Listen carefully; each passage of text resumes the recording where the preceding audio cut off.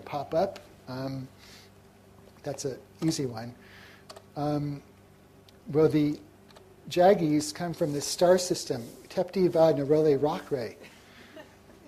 And, you know, I didn't just make that up. It's actually the name of the star system.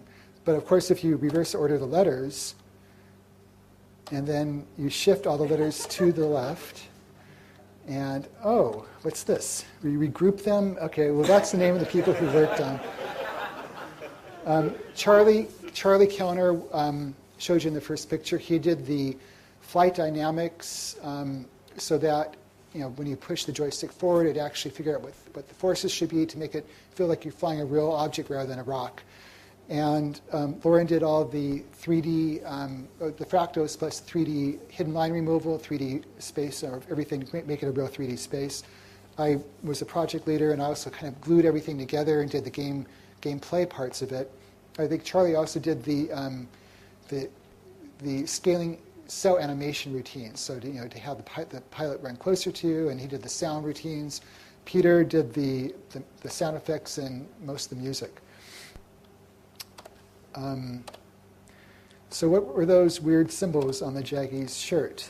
Well, you can't see it all right now, but let's raise them up a bit and zoom in, and let's rotate the image. And, oh, okay, LC, Lauren Carpenter, David Fox, Charlie Carpenter. You don't always see them because the Jaggy doesn't always pop up all the way, but they're there. And I know they're there. And of course, since we couldn't get our names all over the place, we were the actors for the manuals and the box covers. So let's zoom in on this picture here.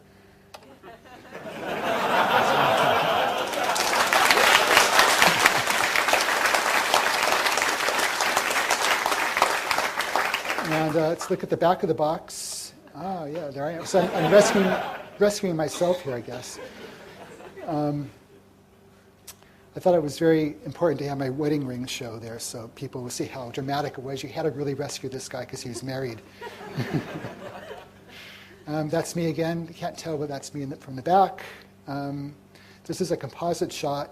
So, you know, I'm there leaning against the cockpit. Everything else was composited in afterwards. That's me again. This is Peter, Lauren, and Charlie. Charlie, Lauren, Dave Levine, Peter, Noah Falstein, who didn't work on the games but joined the group in the meantime, and Gary Winnick. And then we launched the games with the press conference where I showed you the video from. For some reason, they didn't want to actually start selling the games in January of 1984, even though we probably could have.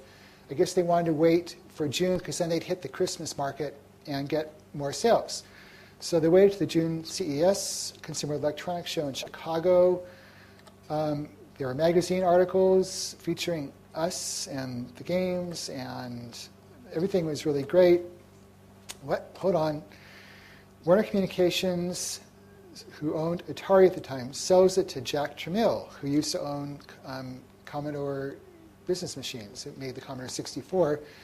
All deals, this is a month after, this is July 1984, all deals got renegotiated. The deal that they wanted us to do wasn't very good, according to us, so we ended up pulling the game from Atari. It was going to go to Epix. We had to re-engineer the games. Rather than being cartridge, they had to go on floppy disks. We had to put in copy protection. They finally got released a year later in 1985. So interestingly, even though the audience first saw the games in the fall of '83, they didn't get released for a couple years later, year and a half to 2 years later. By then, they weren't these hot, brand new games. It's really frustrating because I don't think they really sold that well, even though everyone knows the games. So we didn't like Jack Tramiel. You can see why we weren't very happy. He was known affectionately within the games group as Jack the Hutt. I thought there was a resemblance to it.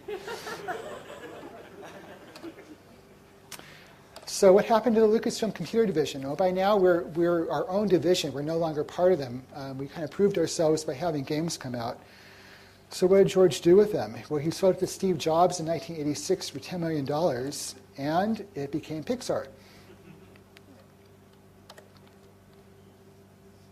So second generation. Next two games that we did, I wasn't really a part of, so I'll just zoom through them real fast. They both made use of the Rescue's Fractal engine. One was Coronis Rift. By this point, we stopped doing Atari. We were now on the Commodore 64. So this one, you're in a tank on terrain. So instead of flying through, you're tanking through. We changed one thing with Commodore. We had more colors to work with, so we were able to kind of fade in the mountains a bit to make them, rather than just pop them in. The team, Ron Gilbert, this is when Ron first joined the company. Eric Wilmender and Noah Falstein was the project leader. And the other game was called the Eidolon, and that was upside down mountains. So you're in caves, and you're going through these caves, shooting these creatures. And the team for this was Doug Crockford on the left, Gary Winnick, who was the artist on our group, and Charlie Kellner. Okay, let's go to Labyrinth. 1986, LucasFilm produced with Jim Henson the film Labyrinth. This was a major motion picture. This was actually our first opportunity to do a game based on a film. So we decided to say yes, to do it, because we could learn a lot. It should be interesting. David Bowie is the actor in this, and this is Jennifer Connelly, who you now see in lots of films. This is when she was like 15 or 16.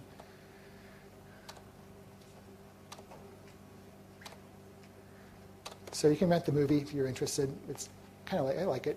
I don't love it, but I like it.